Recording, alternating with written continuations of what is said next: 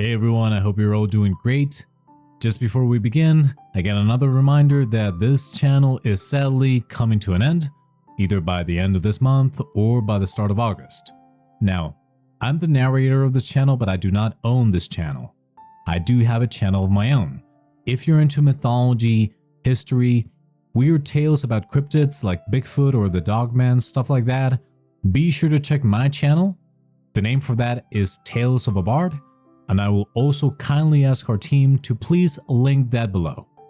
Now onto the story. I, 30 male, have been with my fiance, 26 female, for over 5 years now. Tina and I met at a restaurant. She had just started working behind the counter, and I had gone with my buddy to place my order.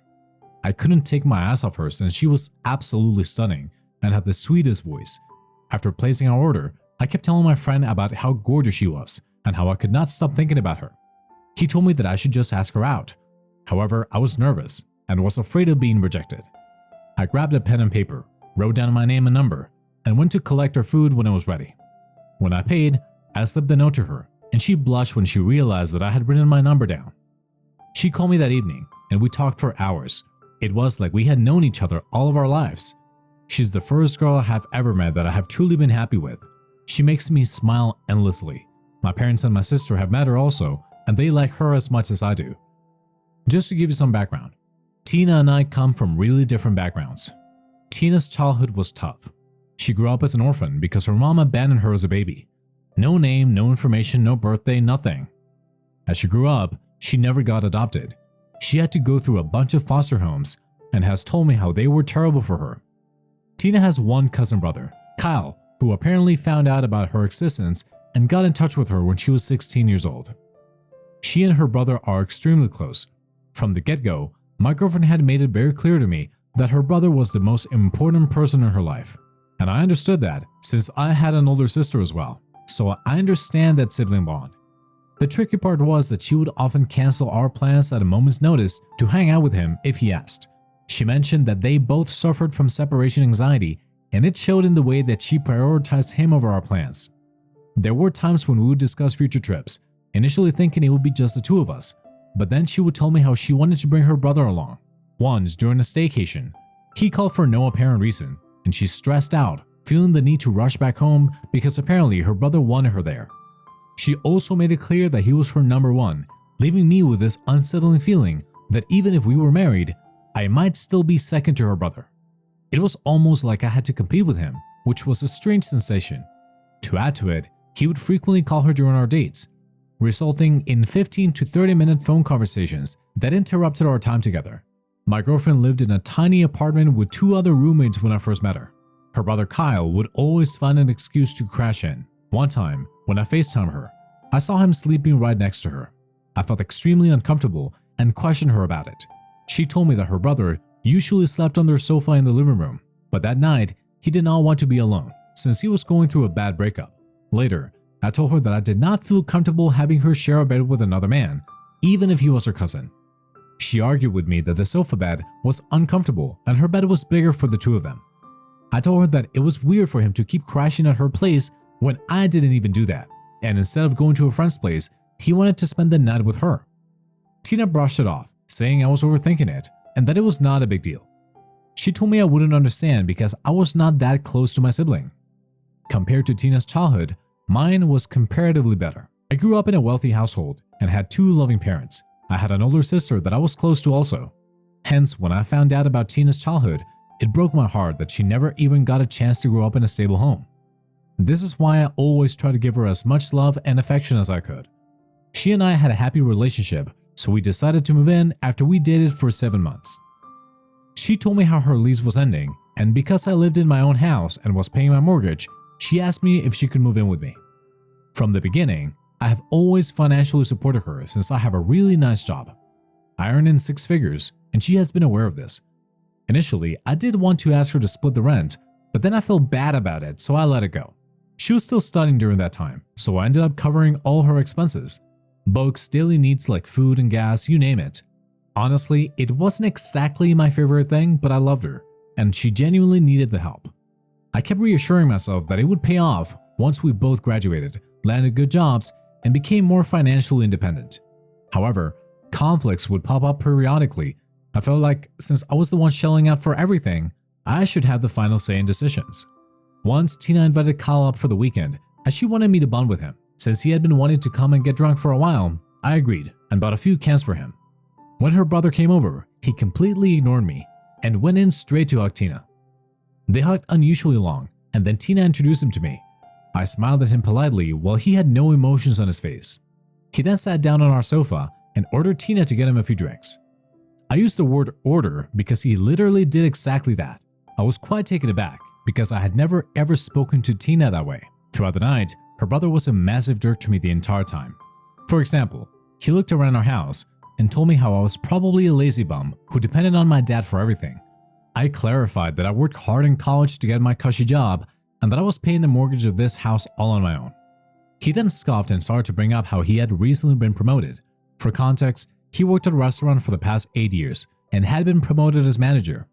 As Tina and I congratulated him, he completely ignored me again and told Tina how he wanted to take her out for dinner since it had been ages since just the two of them hung out and how he missed going for long drives with her. Tina agreed and they started talking about all their good times, which made me very uncomfortable to hear. However, my girlfriend noticed I wasn't having fun and was being quiet, so we went over to my room to talk things out. Our discussion apparently took too long and her brother barged into our bedroom screaming for Tina and saying how he missed her. Tina assured him that we would be rat out, but he asked us to just hurry back, and in my frustration, I angrily told him to go away. I was really getting frustrated with how clingy he was around Tina, and it boggled my mind that she didn't see this. After sorting things out, we decided to go back, as I did not want to keep my girlfriend from her brother. She stopped to use the bathroom, and I waited in the hall. From there, I could hear her brother yelling at our TV, and he sounded completely drunk. This is when I noticed that he had been drinking continuously since the time that he came into our place and was almost 6 cans down. Then, when Tina came out of the washroom, he started to tell her how he wished they could have met at a bar and had a good time together since this was sort of boring and he wanted to go out. Tina must have also noticed that he was quite drunk, so she told him that he should rest for a bit since he had a car. Her brother drunkenly went on to say how he hated the fact that she was always with me and how he wished I never came into his life. I was pissed and I honestly did not care what motivated him to say this. I demanded to know what his problem was, since clearly there was no brother in this world who was so involved in his sister's life, but he responded by yelling and attacking me. Now, I'm 6'3" and much taller than him, so I had to hold myself back from seriously damaging him. Tina was begging me not to hurt him while he kept screaming obscenities at me. I gave him just one pinch and he was knocked out cold. Tina screamed that I killed him, but he was only unconscious and she checked his breathing. I told her that he could sleep it off on the sofa until he felt better. Tina then turned to me and told me that what I had done was unforgivable. I told her that if that was the case, then she was welcome to leave me. I watched her eyes well up in tears, but I was too tired to argue with her, so I went to my bedroom and just fell asleep. The next day, when I woke up, the brother was nowhere to be found. When I asked Tina, she told me that she wanted her to apologize to me for last night and that he was not going to be pressing any charges against me. I scoffed and told her that her brother was lucky that I did not press any charges against him because he was the one who attacked me drunk. Tina brushed it off and told me that she was sorry for getting pissed at me last night. I accepted her apology. Since that night, Kyle has always avoided me as much as he can. Obviously, Tina continued to see him every weekend, but he never ever came in front of me. By the 3rd year of my relationship with Tina, I was seriously worn out from being the sole financial backbone in the house. She would basically expect me to handle all her school-related expenses, even though she had her own savings from all the part-time jobs she had done. Around the same time, I started noticing how she would start acting entitled as if all my support was given. When she finally got an internship, I thought, well, now she could be a bit more financially independent. However, she would splurge her money on luxury items like shoes or handbags. She had tons of shoes, even though she would hardly wear them, and a couple of high-pierced handbags. I was still stuck covering all her basics. We began fighting a lot, with arguments boiling down to her telling me not to dictate her choices, and me likening her to a spoiled child I felt obligated to care for. Almost a year after her graduation, she still had not landed any job. Her self-esteem was wrecked. In the initial 5 months post-graduation, she had given it her all, but the constant rejections probably took a toll. What really irked me was that I had been suggesting that she could have taken a part-time job during this time to make some money, but she never went for it. During this time, even though she was not earning a penny, she she would constantly spend money on her brother or even send him a few $100s every month. If I questioned her, she would tell me how he needed help and that I was earning more than enough anyway, so I should not be selfish. This would really piss me off since she was sending my money without permission and expected me to be fine with it. Admittedly, I didn't make the situation any better. Frustration from supporting her and her brother had been building up inside me for quite some time, and it all came pouring out. The breaking point came when, on the night before her school loan and phone bill payments were due, she called me asking for help. I lost my cool, yelled, and called her an ungrateful person who just used me for money without doing anything for herself. I told her our relationship was a sham, that I deserved better, a true partner, not a spoiled daughter. I told her that I had been contemplating breaking up with her. She immediately started sobbing and apologizing to me. She told me how she was going to do better and how she had no idea that I felt this way. She felt terrible for what I had been going through. Fortunately, ever since that conversation, she kept true to her words. She started looking for another job. She did not help her brother out as much as she did before. Once she got a job, she started to contribute to the bills for the first time. I felt much better in our relationship, knowing that she was now an almost equal partner. I decided to propose to Tina in September last year, with the aim of tying the knot in June of this year. She accepted my proposal, and we posted about it on social media. However, when she was going to visit her brother that weekend, I noticed that she had removed her wedding ring. When I questioned her, she told me how her brother was very sensitive and that she would gently break the news of our engagement to him. I laughed and asked her why was this even such a big deal, but she told me not to interfere, saying that he was her family and she knew how to handle him. This was true, so I let it go. I wanted to do something nice for me and Tina, so after checking my finances, I realized that I could easily buy a house for us. The house I currently lived in, I could give it out for rent and earn some money on the side. I wanted to buy this house as a wedding gift for both of us and start afresh with Tina. I even talked with a realtor who could help us check out some beautiful properties. Tina was pleasantly surprised when I broke this news to her. She hugged me and told me how she could not wait to start the next chapter of life with me. Over the months, we have been searching for our perfect house. Tina had a lot of opinions about these houses and was not ready to lock down. However, in the end, we managed to find our dream home with a huge backyard, which is exactly what we wanted. It is also just 1.5 hours away from my office, and Tina mostly works from home, so we're good to go. Now, because I was buying this house for us, I was obviously keeping my name and Tina's name on the house deed. However, Tina had an issue with this. She demanded that since I already have one house under my name, I should keep her name and her brother's name for the second house. I was taken aback. I asked her if she was joking, because why would I include her brother's name in our house deed? Tina told me that she had no assets to her name since she had no parents, and told me how insecure she felt that she was bringing in nothing to our marriage, so she wanted her name in the house deed. As for her brother, she told me how important he was to her, so she wanted me to include his name since he was also going to be family with me. I refused, and we had a huge fight. In the heat of the moment, I told her how weird it was for her to always bring up her brother, and that even though I had a sibling, her relationship with her brother seemed to be crossing boundaries. Hearing this, Tina burst into tears and walked away from me. Later that night, she again brought up how she expected me to add her name and her brother's name in her house. She expected me to add her name and her brother's name in our house deed, since it was the right thing to do, and how much it would mean to her if I included her family. She would keep pushing the issue, and I would just shut her down. The tension between us grew as the discussion circled back to this demand.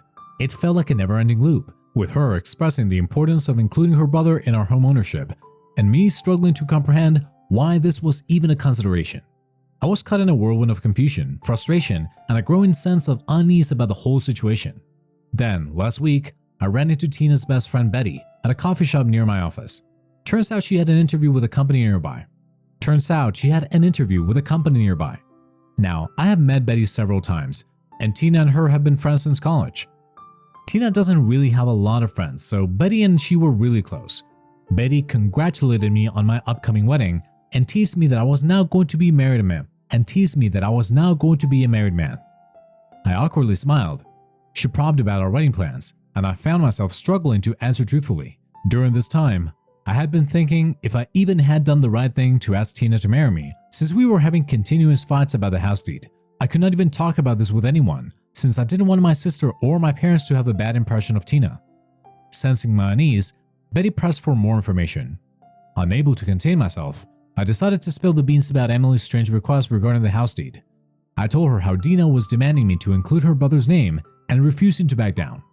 Betty's eyes widened with surprise, and she told me that this was really strange. I told her that this was exactly what I felt. For the first time, I felt validated that someone could see how weird my fiance's request was, because it felt like I was going crazy. Betty then hesitantly asked me if I knew the full story about Tina and her brother Kyle. I shook my head in confusion. This is when Betty spilled the beans. Apparently, Tina's so-called brother is not actually her brother. You see, when Tina was growing up in different foster homes, she met Kyle, who was also an orphan. They quickly became very close and started introducing each other as brother and sister to other people. They had no family, so pretending to be each other's siblings gave them some sort of comfort and stability. However, when they grew up, they realized that other people found their relationship very odd. Kyle would always interfere in Tina's relationship, and her exes didn't like having him around, so this is why she started to tell people that Kyle and she were cousins, so people would think that they were actually related. This would mean that they could hang out and spend time with each other without their partners having an issue with it. Betty told me that Kyle's girlfriends would also have a problem with Tina, but when they would realize that she was a sister, they would not mind her as much. As Betty shared these revelations, a mix of shock, confusion, and a hint of betrayal swept over me. The foundation of trust which I believed my relationship was built on began to crumble. Betty went on to tell me how she thought I already knew this, since Tina was engaged to me and she expected Tina to have come clean to me by now. I shook my head and told her that Tina never said any of this to me, and I had been living with the assumption that she was going to hang out with her brother every weekend. Betty nodded her head in understanding and told me that she had also found their relationship to be too close, but it was not her place to judge them, so she always kept her opinions to herself. Since this conversation with Betty, my head has been reeling. I am trying to act as normally as I can in front of Tina because I don't know how to bring this up. I am at a loss of words and there is a lot to think about. I am afraid to bring this up and find out that she has been lying to me our entire relationship. This might be the end of us because I don't know if I can ever trust her again. Am I the a-hole for ending my relationship with my fiancé because she has been lying to me about her brother? Should I give her the benefit of the doubt for the sake of the years that we have spent together? Please, Reddit, help me. Thanks for all of the advice. I now know how to proceed from here. I have always thought of ways to turn a negative situation into a positive situation, and most importantly, to not act or feed off of negative emotions. It was difficult to see how to do that for the past few days. For the majority of those who are telling me to end the relationship, I believe that is the best course of action. Before that, I need to have an open discussion with Tina and hear her side of the story. Otherwise, it's going to bug me my entire life about why she had lied to me. I have also reached out to my parents and told them everything. My parents have told me the same thing that everyone in the comment section have been saying. They don't want me to go through with my marriage, and they are glad that Tina and I are not bound to each other through property or finances, so it will be easy for me to break off things. I will update you once I confront her. So I finally sat down to talk to Tina yesterday. Confronting Tina was both nerve-wracking and necessary. I needed answers, and I owed it to myself and our relationship to get to the bottom of things. I did not mince my words and told her upfront that I had met Betty and she had revealed everything about her and Kyle's relationship. Tina's eyes widened in shock, and she asked what exactly did I mean by that. I told her that I knew that she and Kyle were not cousins and he was not her brother. Tina looked taken aback, and her eyes darted nervously around the room. She stammered for a moment before attempting to explain. She admitted to the lie about Kyle being her brother, but justified it as coping mechanism for her difficult past. She told me how growing up in a foster care, they had found solace in creating a bond that was more than just friendship. When they grew up, they realized that people judged them, so to avoid judgment and interference from others, they decided to present themselves as cousins to avoid unnecessary complications in their relationships. Listening to her, I felt a mix of anger, betrayal, and sadness. I couldn't comprehend why Tina could not have just been honest with me. It wasn't about Kyle not being her biological brother, but about the years of deception and the strain it put on our relationship. I told her that we were about to get married, and she had knowingly continued to lie about him being her brother. When I pressed her about the demand to include Kyle in the house deed, Tina's justification spiraled into an emotional plea. She claimed that she had been her constant support and anchor, and including him was a symbol of what families do for each other. I told her that I was going to marry her and start a family with her, but instead of considering me as her family, she wanted to include a guy that she met in foster care and called him her brother. Tina started to cry and told me how their relationship was purely platonic. This made me laugh, and I told her that the way Kyle behaved around her was not platonic in any way. I questioned her if she had been sleeping behind my back with him all this time, but she vehemently refused. I grilled her and asked her if she and he had never done anything romantic. Breaking down, she finally admitted that he had been her first boyfriend and that they were each other's firsts. She told me how it was for a very short while, and they broke off immediately when they realized that they were not right for each other. She kept emphasizing how they just platonically loved each other now. However, my patience wore thin, and I could no longer accept these excuses. I expressed my disgust at the lies that she had been telling throughout our relationship. I told her that I could no longer be with her after knowing what I knew.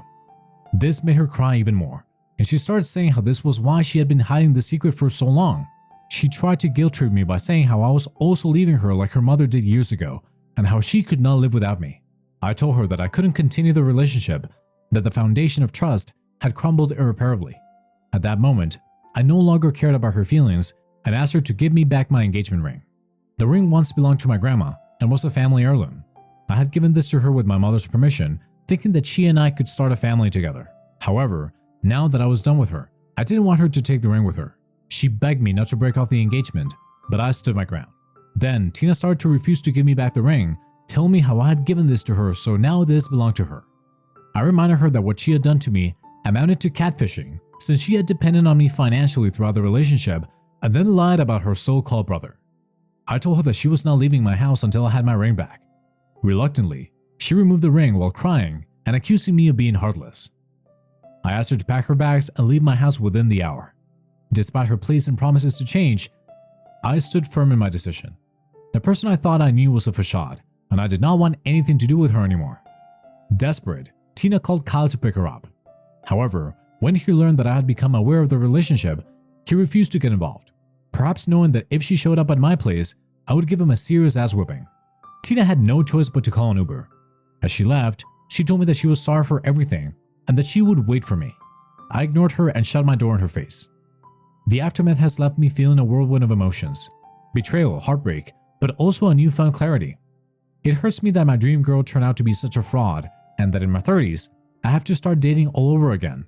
However, I am glad that I found this out before we got married or bought the house. Otherwise, this would have been a much bigger shit show. Thank you to everyone who has been sending me uplifting messages for the past month. To those who shared their own infidelity stories or offered advice, thank you. Your words have been instrumental for me in navigating this journey. I will be going for therapy, as many of you have advised. I understand that with time, this pain will subside, but it still hurts. Thankfully, my sister and my parents have been checking on me regularly. I have blocked Tina from everywhere, and I have changed my door locks like some of you have advised. I have also installed cameras around my house just in case, though I doubt that Kyle or Tina will ever show up. This will be my final update for now, since I don't want to be reminded of her betrayal anymore.